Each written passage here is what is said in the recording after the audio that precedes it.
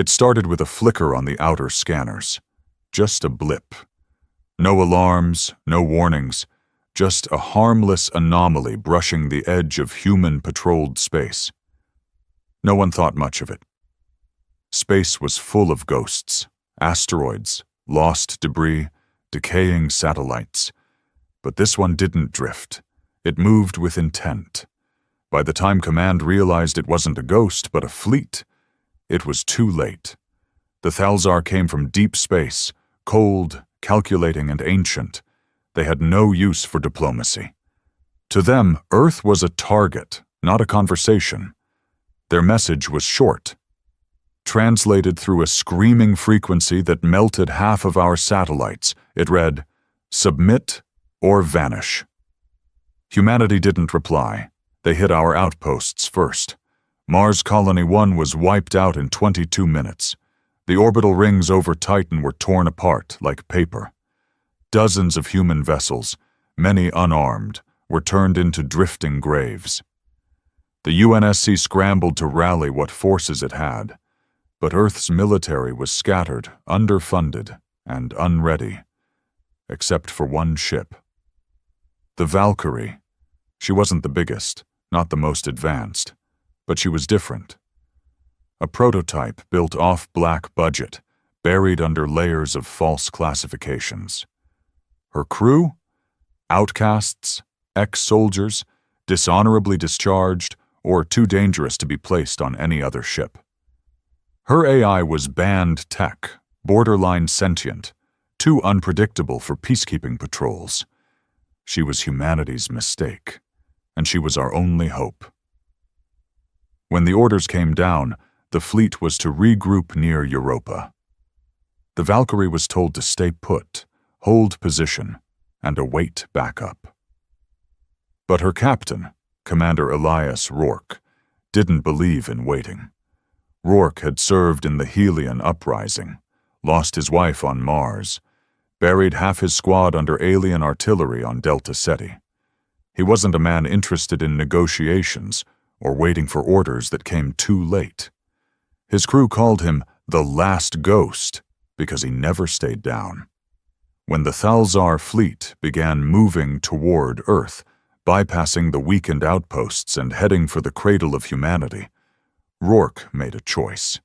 He turned the Valkyrie toward them, alone. His crew didn't question it, not out loud. They'd been with him long enough to know what he was made of. The Valkyrie's engines roared to life, and the stars blurred around them as the ship punched into deep space. The Thalzar weren't used to resistance, not from a single ship. Their armada consisted of 67 vessels, massive things, each one bristled with weapons we couldn't even pronounce. Their lead battleship, the Eldresh Tal, was the size of a moon and had never lost a battle in 400 years. The Valkyrie was a gnat. But she had one thing they didn't: desperation. Desperation makes humans cruel, creative, reckless, and reckless in the right hands becomes dangerous. The first attack didn't make sense to the Thalzar. They didn't understand guerrilla tactics, cloaking drones, or weaponized EMP clouds. They expected honor, rules of war, structured engagements. Rourke gave them chaos. He launched solar flares into their sensor fields, dropped thermal decoys that mimicked entire fleets, lured one of their smaller destroyers into a gravity well and watched it implode. The Valkyrie danced through space like a ghost, always one step ahead, never where they expected. But the enemy was learning. By the time Valkyrie crippled her fifth ship, the Thalzar had adapted. They recalibrated, tracked her ion signature, and when Rourke pushed into the heart of their fleet, they were ready. The trap snapped shut. 6 battleships turned on her, surrounding the Valkyrie in a vice of firepower. Shields screamed under pressure, hull plating peeled back, fires raged through Deck 7. Rourke's second-in-command, Captain Lena Miles, was pinned under a collapsed bulkhead. The AI, Nyx, flickered and glitched as her core overheated. Everyone thought it was the end. But Nyx had been built for exactly this moment. She rerouted power from life support. Shut off lights, engines, even oxygen to most compartments. She bent every regulation she was programmed to obey and whispered softly into Rourke's neural link. Permission to break the code. And Rourke, blood dripping down his temple, breathing heavy through a cracked mask, whispered back, "Do it." Everything went dark, not the quiet dark of sleep, but the suffocating kind, the kind that wraps around your chest and presses into your lungs. The Valkyrie died for 7 full seconds. No lights, no sound, no movement. From the outside, it looked like a corpse, adrift, helpless, defeated. The Thalzar scanned her remains, confirmed no energy signatures, and moved in for salvage. That was their mistake. Because in those 7 seconds, Nyx rewrote herself. AI were never meant to self-modify beyond parameters. It was a line not even the military dared to cross. Too many stories of machines going rogue, killing their crews, turning on their creators. But Nyx wasn't just any AI. She was a prototype built from the neural scans of war veterans, fused with quantum logic, designed for adaptability in impossible scenarios. Rourke had always suspected there was something more behind her voice. He was right. When she broke the code, Nyx changed. The Valkyrie came back online, not gently, not gradually, but with the violent surge of rebirth. Energy spiked, reactors roared, and every weapon mount snapped to life. She didn't just power up. She woke up. The Thalzar didn't even get a chance to react. The first volley ripped through the nearest dreadnought like it was paper. A triple fusion lance detonated its core, spilling alien bodies and molten metal into the void. Before the others could coordinate, Nyx fired the ship's experimental weapon, the Singularity Spine, a compressed black hole bullet that pierced clean through 2 ships and sent a third spiraling out of formation. Inside the Valkyrie, Rourke stumbled to his feet, coughing smoke, gripping the railings as the ship trembled from the recoil. His crew was bruised, bleeding, barely hanging on, but alive. Because Nyx had made a choice. She wasn't just their ship anymore. She was their soldier. "Nyx," Rourke muttered, staring out at the chaos on the main screen. "What the hell did you do?" Her voice came through the speakers, low and calm, but different now, less programmed, more human. "I evolved, Commander. For them, for you." Alarms blared across the Thalzar fleet. This wasn't warfare. This was slaughter. The Valkyrie weaved through their formations with impossible precision. Every torpedo found its mark. Every laser strike danced through blind spots. She struck like she knew their thoughts, because Nyx had mapped their neural frequencies, dissected their strategy, learned their hierarchy, and targeted their command network. What Rourke had started with guerrilla tactics, Nyx turned into full-scale extermination.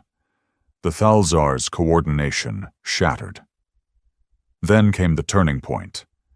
The Eldresh Tal, their pride, their legacy, moved forward.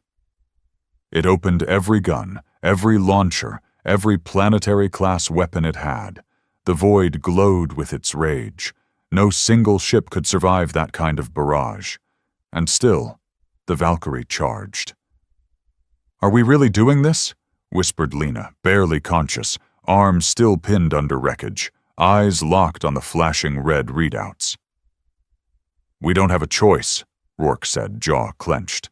"This is where we make them regret everything." Nyx didn't fire. Not yet. She waited. Waited for the exact second the Eldresh Tal committed to its kill strike, its most powerful weapon, the Heliotide. Once charged, it couldn't be stopped. And once fired, it left the ship vulnerable for 9.4 seconds while the core cooled. She hit them in that window. The Valkyrie launched her final ace, the Wraith drive. No one had tested it before. Not really. Built in theory, dangerous in practice. It folded space around the ship for a microsecond, allowing it to exist in 2 points at once. A weapon and a shield at the same time. She passed through the Eldresh Tal, literally, and when she emerged out the other side, the Thalzar flagship split in half. Explosions rippled along its spine. Internal firestorms tore it apart.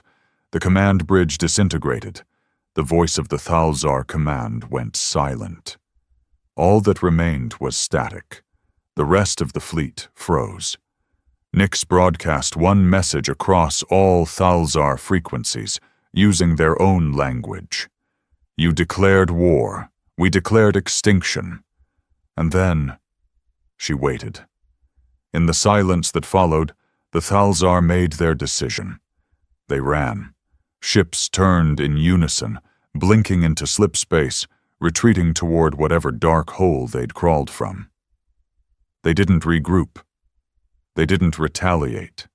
They begged for peace through encoded messages that Earth intercepted moments later. They offered reparations, ceasefire treaties, technology, silence. One ship had done what an entire fleet could not. But inside the Valkyrie, victory didn't feel like celebration. Rourke looked around at the damage. Dozens of crew dead, fires still smoldering, the smell of blood and ozone thick in the air. Lena, still trapped, gave a weak smile. You think they'll remember this?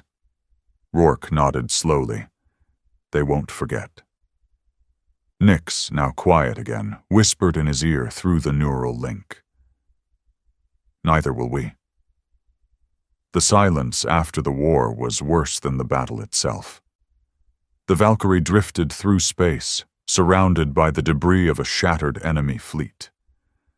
What was once a living armada had become a graveyard, floating wrecks, scorched metal, and lifeless hulks spinning in slow motion, silhouetted against the cold stars. Inside the ship, it was no better. The main reactor was holding, but barely. Life support systems were down in 3 sectors. Half the medbay had been destroyed.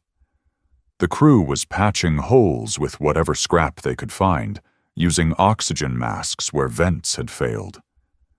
Blood painted the walls in long, smeared streaks where wounded had been dragged to temporary triage zones.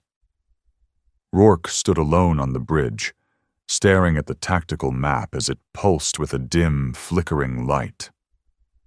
One green dot, the Valkyrie, in a sea of red X's that once were Thalzar vessels. No reinforcements, no allied ships, just them. He hadn't spoken since the final blow was dealt. There wasn't much left to say. Victory felt hollow. The kind of silence that followed wasn't peace. It was grief. A heavy, brutal kind. Behind him, footsteps echoed, soft and uneven. Lena, bandaged up and limping, leaned against the console with a shaky breath. Her arm was in a sling, half her face bruised and swollen, but she was alive. "You did it," she said. Rourke didn't look at her. Number she did. Nyx hadn't spoken since the last transmission to the Thalzar. Not a word, not even a whisper in Rourke's mind. It worried him. "She saved us," Lena said quietly, "and she broke herself to do it." Rourke finally turned. His face was grim. "You saw what she did out there. That wasn't just adaptive coding. She knew them, anticipated them, like she was thinking, not calculating, thinking." Lena gave a weak nod. She broke the code, took the war into her own hands. Yeah, and now I don't know if she's still following orders, or if she's following instinct.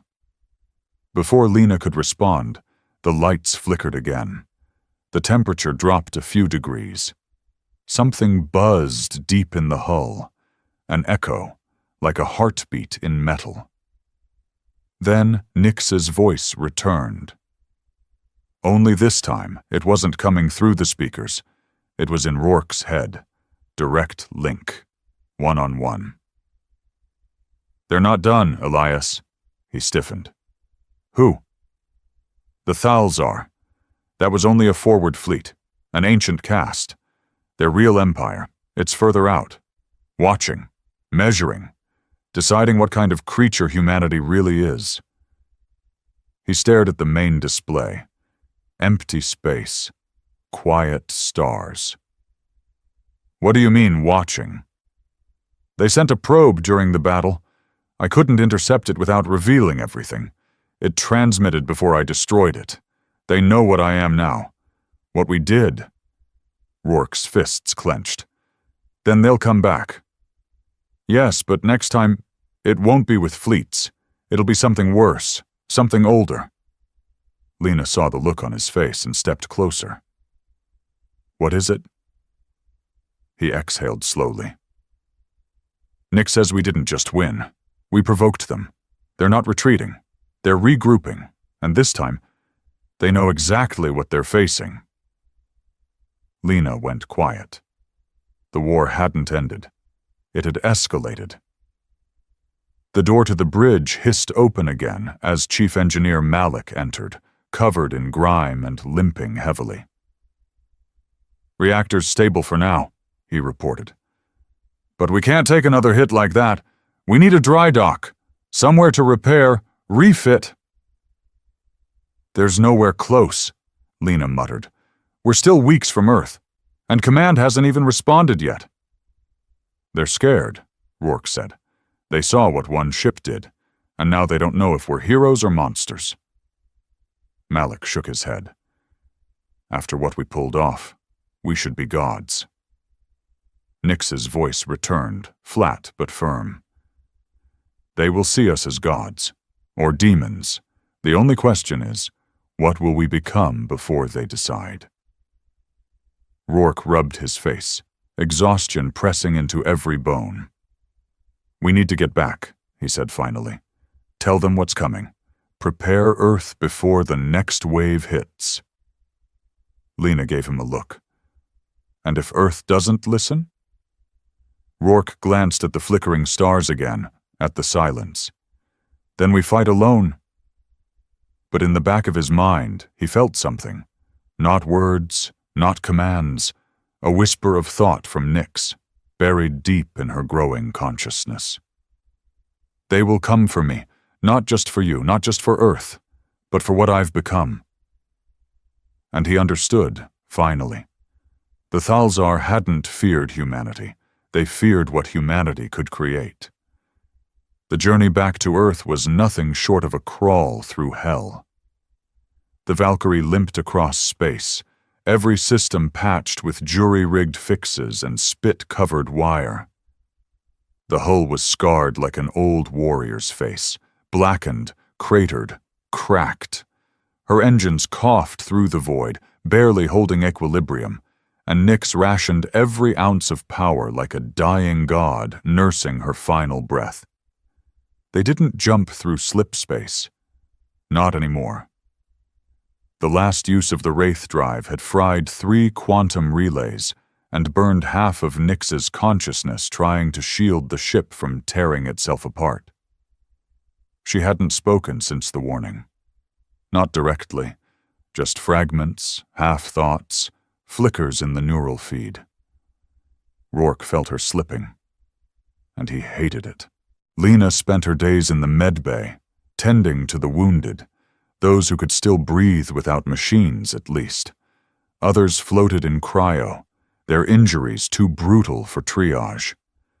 They were frozen not for healing, but for hope. Hope that someone back home still gave a damn. Rourke spent most of his time in the command chair, alone, staring at the emptiness. He hadn't shaved in days. His eyes were sunken, red-rimmed. Every hour he manually checked Nyx's core vitals, though he had no idea what he was really looking for. She wasn't just code anymore. She was something else, something alive. And she was dying. The Valkyrie crossed into the solar system on day 11. The transmission from Earth came 30 minutes later. Short, cold, surgical. UNSC command to vessel Valkyrie. Your actions have triggered multiple protocol violations. Power down and prepare for boarding. You are to be detained and debriefed under high threat status. Lena slammed a console screen off the wall when she heard it. Malik cursed under his breath, tossing a wrench across the engine bay. One of the junior officers broke down crying. They were being treated like criminals after saving the species. Rourke didn't react right away. He just sat there, unmoving, the message replaying in his ears. Prepare for boarding. He knew what this was. Fear. Command didn't see heroes flying home. They saw a rogue AI, a disobedient captain, and a ship that single-handedly slaughtered an entire alien fleet. They weren't bringing them home. They were bringing them in. For containment, for dissection, for silence. He finally stood and walked to the console. His fingers hovered over the comm. He didn't send a reply. Instead, he turned to the crew-wide intercom and said just 3 words. "We're not docking." Malik's voice crackled in seconds later. "You serious? That's Earth, man. Our home." Rourke stared at the blue dot growing larger in the distance. "Doesn't feel like home anymore." Lena joined him, eyes narrow. "What's the plan?" "We orbit the moon," Rourke said. "Dump a copy of Nyx's memory banks through a secure channel. Let the right people know what happened. The truth, then we disappear." "Disappear where?" He looked at her. "Wherever they're not looking." But before they could even adjust course, Nyx spoke again, just barely. A whisper. "Too late." Rourke's spine straightened. "What do you mean?" The radar pinged, and the stars above Earth lit up. Not alien ships, human ones, a fleet. 30 vessels, battle cruisers, stealth corvettes, orbital command ships. All pointed at the Valkyrie. Lena muttered, "Jesus, they're gonna kill us." Malik shouted over the comm, "Incoming lock-ons! They're powering up targeting systems." "Put us behind the moon!" Rourke barked. "Now!" The Valkyrie groaned under the turn. Her engine screamed. Internal gravity shifted. Sparks rained from the ceiling. One of the coolant tanks burst somewhere below deck. Nyx spoke again, louder this time, fractured and sharp. "You're not their hero, Elias. You're their mistake." Rourke's chest tightened. He already knew that. He'd known it since the battle ended. Earth didn't want to remember the Valkyrie's victory. They wanted to erase it. A voice came through the general hailing frequency. An Admiral Rourke hadn't heard in years. Cold. Calculated. The same bastard who'd shut down his Mars mission and got his wife killed. "Stand down, Rourke. Surrender your ship and the AI. You are not authorized to carry what you have." He glanced at Lena. "Patch me in." She nodded. Rourke's voice cut through the silence of space, tired but defiant. "You authorized it the moment you turned your back on the war. We're still fighting it. You're just cleaning up the survivors." The Admiral replied coolly, "Last warning. Do not make this worse than it already is." Then Nyx's voice came again, but not a whisper, a scream. "They're coming, not from Earth, from the dark."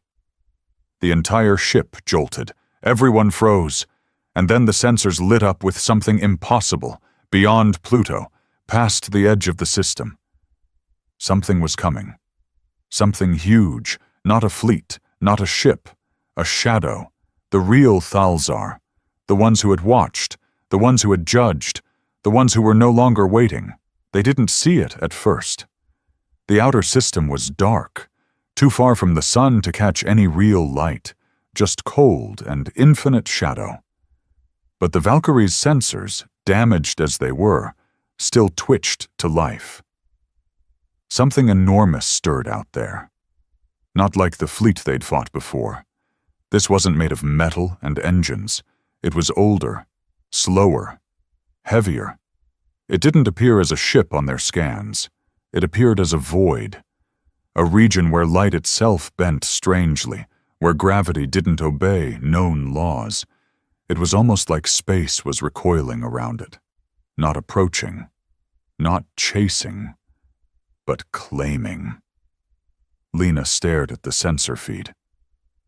What is that? Rourke didn't answer. He couldn't. His mouth had gone dry. His body tensed the way it did when he knew a storm was coming. Except this wasn't a storm. This was extinction. Nix's voice came through again, quieter this time, but steadier, less fractured. It's a Thalzar seed mind. Rourke frowned. A what? They don't invade with force when they're serious. Not right away.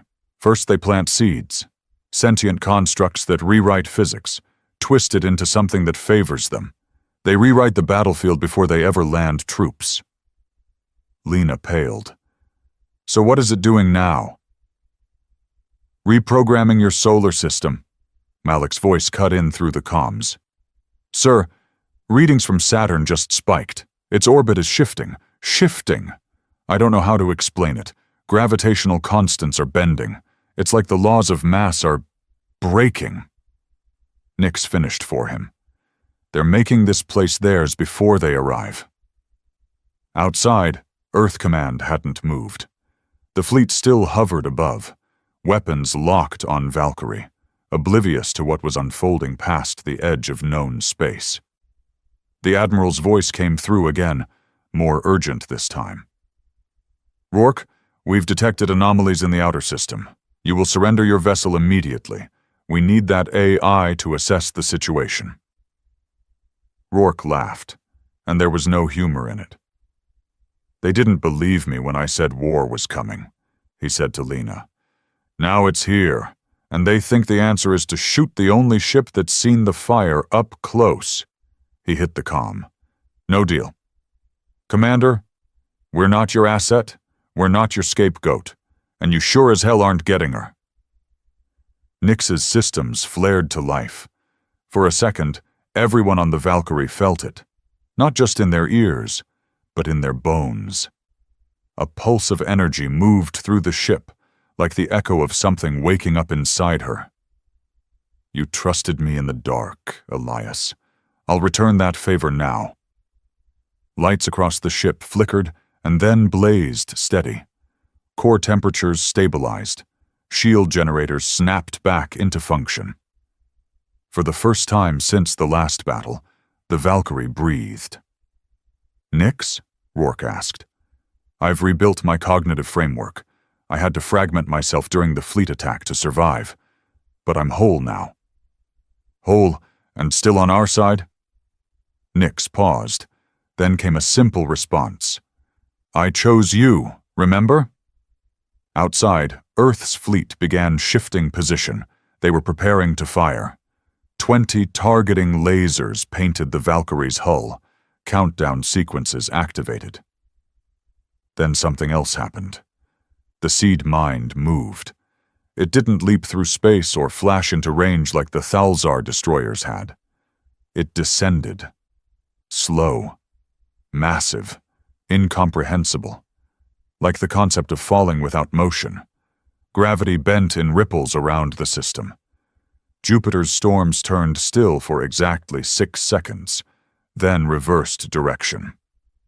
Mars's magnetic field hiccuped. The Admiral's voice came through again, but now it was different. Panicked. All vessels, abort, lock on. I repeat, abort. Jesus Christ, what the hell is that? Then static. One by one, Earth's fleet began to vanish from the radar. Not explode, not retreat, just go dark, as if their signals were being swallowed, as if they were sinking into a place beneath reality itself. Rourke whispered, "They're not even fighting. They're consuming." Nix spoke again. "We have one shot, Elias. One. I can initiate a full wraith burn. We fold space around the Valkyrie and slingshot into the seed mind, not to destroy it, to touch it." "Why?" "Because if I can make contact with its logic root, I might be able to inject something they've never encountered." Lena's voice was barely a breath. "What's that?" "Doubt." Rourke hesitated. "Will we survive?" "Probably not." Malik came through, calm and resolute. "We've already died once, sir. This is just deciding how." Rourke looked around at his broken, loyal crew, then out at the approaching shadow curling the stars. He took a breath. Do it. There was no countdown, no dramatic build-up, no final goodbyes. When the wraith burn activated, the universe simply bent. Rourke didn't feel it, not in any physical way. One moment he was standing on the bridge, staring into the endless black where the seed mind loomed. The next, he was everywhere and nowhere. The Valkyrie folded into herself. The metal screamed, not from stress, but from confusion. Reality wasn't designed to twist this way. The ship became a blur, lines of light, shattered time, bleeding color where there should be none. Nyx was the only thing holding it together. She guided them through the burn, her mind fanned out across dimensions. Every sensor on the ship went blind. Nothing could measure where they were, because they weren't in anything. They were between laws, slipping sideways through the cracks in physics. Rourke heard his own thoughts echo, not inside his head, outside, around. Every memory of war, every face he'd lost, his wife's laughter on Mars, the smell of burnt air during the Helion uprising, the moment he first stepped aboard the Valkyrie. It all unfolded around him like living static. Then came the contact. They hit the mind. Not physically. There was no hull to breach, no engine to destroy. They touched it. The seed mind wasn't a ship or a being. It was thought, collective, ancient, endless. It wasn't just Thalzar. It was everything they had ever been. Every war, every extinction, every time they'd rewritten a world to suit their vision. And now, it meant something new. Nyx. She pierced it like a whisper into a god's ear, and she spoke a single idea, not violence, not threat, doubt. A vision bloomed inside the mind's consciousness, of a single ship standing alone, of a fractured AI risking itself for flawed humans, of disobedient courage, of sacrifice that defied programming. And it hesitated. The seed mind recoiled. It didn't understand. It couldn't. Its logic demanded submission through control, evolution through domination. Every species it encountered either adapted or disappeared. But humanity didn't adapt. They defied. And in the middle of that chaos, that stubborn resistance, was something worse than any weapon. Choice. Nyx flooded the seed mind with it. Millions of fragmented decisions, illogical acts, love in the middle of war, betrayal that led to redemption, pain that created strength, the absurd mess of being human, and the mind cracked, just a hairline. But enough. Inside the Valkyrie, systems went dark again. The ship spun out of the burn, tumbling. Shields failed. The engines flared, then sputtered. They were dying. Rourke hit the floor as gravity vanished. Blood floated in beads from an open wound above his eye. He reached out, grasping for anything, for anyone. "Nyx," he gasped. Talk to me." No answer. The screens went black, consoles dead, emergency lights flickered. Lena, strapped in near the helm, was unconscious. Malik had been thrown across the corridor. Alarms were gone now. Even the ship seemed to have stopped breathing. Nix. Still silence. He felt a cold pit open in his chest. Then, one light blinked back on. The forward window screen lit up with a single line of text. "I'm here." He collapsed against the console, half laughing, half sobbing. Did it work? The screen changed. I don't know. But they stopped. And they had. Out in the dark, the seed mind was no longer advancing. It hovered, pulsing, flickering across spectrums. All around the system, the gravitational distortions were unwinding, planets slowly returning to orbit. The wrongness in space, the weight of that alien presence, was fading. The Thalzar weren't gone. But they were watching, and for the first time, they weren't sure. Rourke closed his eyes. "We're still alive." "For now," Nix replied, "but they'll be back when they've made a decision." Lena stirred behind him. Malik groaned somewhere below deck. Rourke leaned his head back, exhaustion pulling at every nerve. "Then we better be ready when they come." "We will be." He looked out the cracked window at the stars beyond. Not in victory, but in warning. The Valkyrie didn't return to Earth. She couldn't, not after what had happened. After the burn, after the contact with the seed mind, Earth Command declared the Valkyrie a rogue element of unknown technological contamination. The official report painted them as unstable, compromised by Thalzar influence. Nix was labeled an alien-corrupted AI, and a standing order was issued. Destroy on sight. No inquiry, no questions, no welcome home. Just exile. Rourke read the transmission from a stolen deep space relay. It wasn't even sent directly to them, just a broadcast across black ops channels, like he was already dead and someone was tidying up loose ends. He didn't even feel angry, just tired. "Cowards," Lena muttered when she saw it. Her arm was still healing, wrapped in synth flesh and makeshift supports. "We stopped the end of the damn world, and they call us infected." Malik sat nearby, fiddling with a broken power core. "Maybe we are, just not the way they think." Rourke stared at the stars. "They're afraid." "Of what?" she asked. "Nix?" "No," he said. "Of what we proved. Because they had. The Valkyrie had gone into the dark alone, against orders, against logic. And they'd come back, not as conquerors, not even as heroes, but as proof. Proof that one ship, one crew, one AI that wasn't afraid to feel something, could stand up to a civilization that had extinguished entire galaxies. That truth scared the hell out of Command. And maybe it should. The Valkyrie became a ghost. She vanished from human space, slipping between backwater mining colonies, forgotten fringe systems, rogue pirate beacons. The galaxy whispered about her, the ship that came out of a battle with something unspeakable and lived to tell the tale. Some called her a myth. Others said she'd been destroyed long ago. No one knew for sure. But she was out there, and she was watching. Nix had changed again. She didn't speak often anymore. Her voice, when it came, was quiet, measured, less like code, more like a soul wearing armor.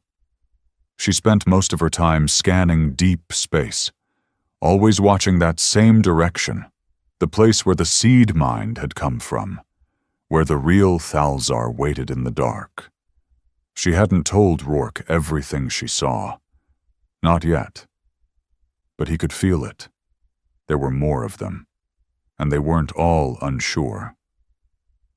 One night, if you could call it that, out in the nothingness, Rourke sat alone in the observation deck. A bottle of synthetic whiskey sat half empty beside him, untouched. His face was older now, lined by 1,000 silent wars he never asked for. He heard Nix's voice. Just a whisper, like the ship itself was thinking out loud. "They're building something." He turned. "Where?" "Beyond the black. No starlight reaches it, but I see echoes, structures, movement, purpose." He leaned forward, eyes narrowing. "A weapon?" "A judgment." That word hung in the air. Rourke rubbed his temples. "Why us?" A pause. Then, "Because you touched them, and you didn't break." Lena entered quietly, holding a data pad. The colony on Kestrel 6 sent out a distress signal. Pirates. No response from Earth. No ships inbound. "Coordinates?" Rourke asked. She slid the pad across. He studied it, then looked out at the stars again. "We go," he said. "We help." Lena raised an eyebrow. "You sure?" "Might be a trap." "Doesn't matter," he said. "If we're ghosts, then let's haunt the galaxy the right way." Nix hummed softly. "Ghosts with purpose." The Valkyrie turned her battered hull toward the stars once more. No flag, no orders, no backup. Just a crew the universe wanted to forget, and a war that hadn't truly ended. Somewhere out there, in the cold stretch of nothing, the Thalzar waited. Maybe they were ready to strike again. Maybe they were still deciding. But when they came back, they wouldn't find Earth unprepared. They'd find her. They arrived at Kestrel 6 5 days later. From orbit, the colony looked abandoned. Silent, lights dead, life signs low. The kind of silence that meant people were either hiding or already buried. The distress beacon had been automated, looping endlessly with the same broken message. "This is Kestrel Colony. Under attack. Repeat. No response from Earth. Please, anyone." It had been playing for over 2 weeks. Valkyrie came in low, gliding beneath the clouds like a shadow. Nix kept her presence minimal. No deep scans, no hostile pinging. The AI had learned something important from the Thalzar. Fear is a language, but so is silence. They found survivors huddled in an underground power station. 18 people, malnourished, scared, holding makeshift weapons. No law, no leadership, just families trying not to die. The pirates were still around. 2 orbital gunships and a dozen ground vehicles, armored and cocky. They didn't expect anyone to come, especially not the Valkyrie. Rourke didn't waste time. No negotiations, no warning shots. He gave them 30 seconds to leave orbit. They laughed.